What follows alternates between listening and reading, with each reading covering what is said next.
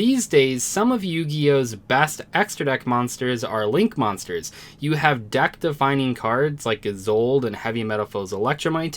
You have great going second options that help you break boards in OTK like Borosaur Dragon and Decode Talker. You have general utility cards like Nightmare Phoenix and Nightmare Unicorn. And you have great monsters that you want to summon turn 1 when you go first, like Appaloosa and IP Masquerena. But Link monsters were not always that good, and many of the early Link monsters have aged pretty badly. When we think back to the first few sets of Link summoning, we probably remember the big highlights, the cards that were actually good. Things like Firewall Dragon obviously were overpowered. You also had Borolo Dragon, which was a great piece of non-targeting removal for a lot of decks.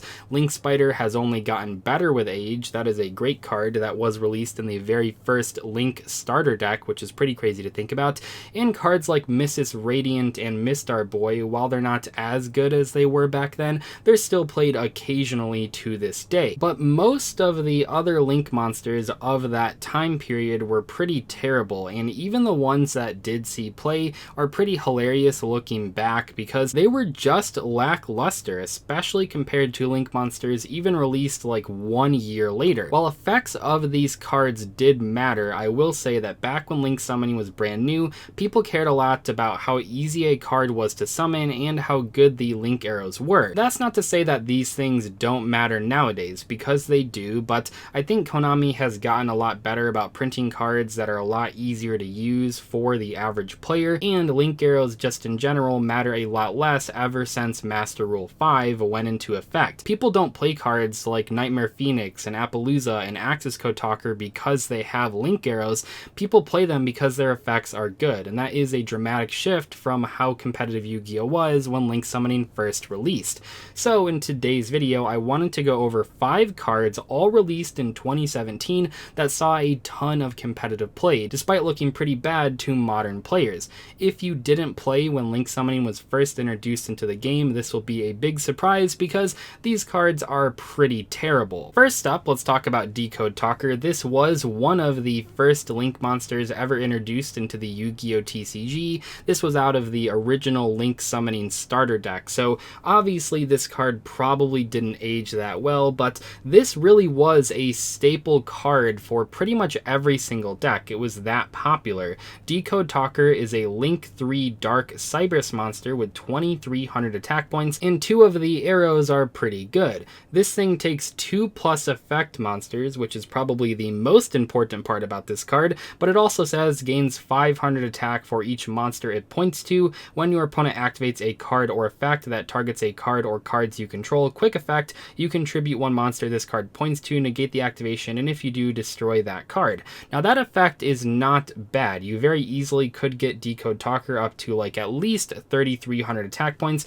maybe even 3800 if you pointed to an opponent's monster, but Decode Talker was one of the most commonly played Link monsters for the first few months of Link summoning, and honestly it even saw play after that as well, but it was at its peak popularity in the first few months. What made Decode Talker so popular is that it was very easy to summon. It only took 2+ effect monsters, so that could be like 3 regular effect monsters. It could be an effect Link 2 plus 1 other effect monster. Decode Talker was very easy for a lot of decks to make, and it had 2 good arrows. I probably shouldn't have to mention this, but keep in mind that Decode Talker cannot tribute an opponent's monster for this effect, because in the rulebook, tributing by definition is your monsters only unless otherwise specified, so that was definitely a ruling that confused a lot of people when this card was released. Personally, I have not seen a Decode Talker summoned in years, and I'm pretty sure that it's not even played in the actual Code Talker deck. I don't think they run Decode Talker, so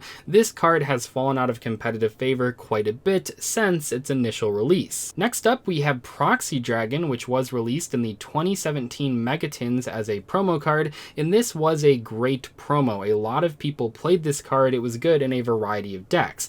Proxy Dragon is a light Cypress Link 2 monster with 1400 attack. Its arrows are left and right, which might not seem that good, but actually this was a very important Link monster for a lot of players, because while it wasn't a monster that you wanted to Link summon in the extra monster zone, it was a great card to Link summon into the main monster zone to set up more extra deck plays. Proxy Dragon takes any 2 monsters to summon, which obviously is a big deal, and it says if a card or cards you control would be destroyed by battle or card effect, you can destroy one of your monsters this card points to instead. Not a bad effect, but not the most proactive effect either. Obviously, this card was primarily played just for those link arrows, and for the fact that it could be summoned pretty generically using any 2 monsters. Simply put, a card like Proxy Dragon would never ever see play in modern Yu-Gi-Oh! Proxy Dragon was good in 2017 though, it saw play for a while after that even, but it was a card that obviously didn't age very well. And just in case you didn't believe me when I said that how easy a card was to summon and the link arrows on a card were 2 of the most important parts of a link monster,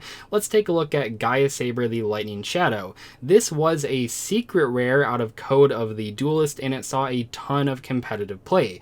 Gaia Saber the Lightning Shadow is an Earth Link 3 monster that has the exact same arrows as Nightmare Unicorn, and it has 2600 attack. The only text on this card says 2+ monsters. That looks pretty weird, but obviously that is the summoning requirements for Gaia Saber, and yeah, that's all there was to it. While it might seem strange nowadays, Gaia Saber for a little while was one of the only Link 3 or lower monsters that had a straight downward pointing arrow, so this was actually a very important card for a variety of decks. It was also pretty helpful because it allowed you to co-link with cards like Firewall Dragon or Trigate Wizard, cards that wanted to be co-linked to use their effects. Proxy Dragon wasn't even the only Link 2 monster played for those left and right arrows. We also had Ib the World Chalice Priestess, a Link 2 water spellcaster monster with 1800 attack. It's a bit less generic. It takes 2 monsters with different types and attributes,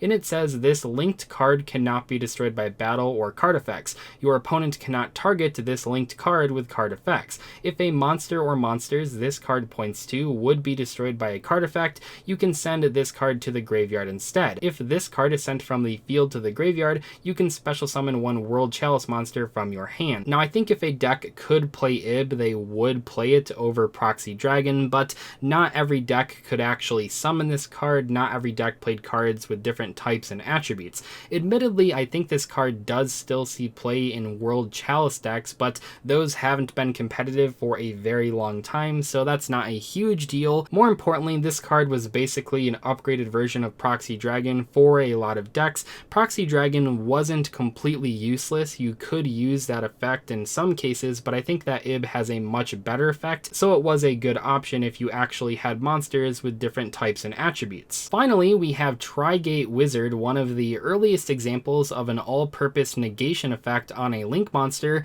Obviously, Decode Talker does have a negation ability, but that one is pretty specific. It only works against targeting effects. Trigate Wizard is a lot more generic. This is a Link 3 Cypress Earth monster with 2200 attack. It takes 2+ monsters except tokens to summon, and it says this card gains these effects based on the number of monsters co-linked to this card. If 1 or more monsters is co-linked to it, if a monster co-linked to this card battles your opponent's monster, any battle damage it inflicts to your opponent is doubled. Not a bad effect, and it could help you with OTKs.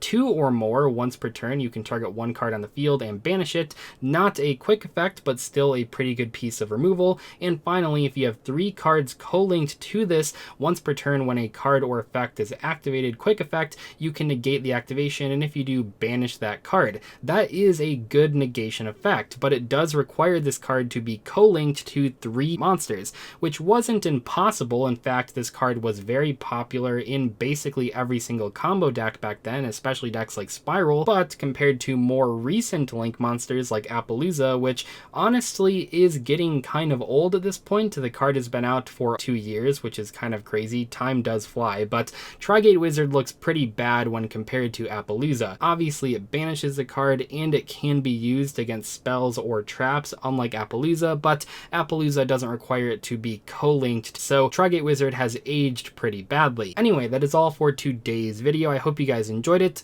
Goodbye.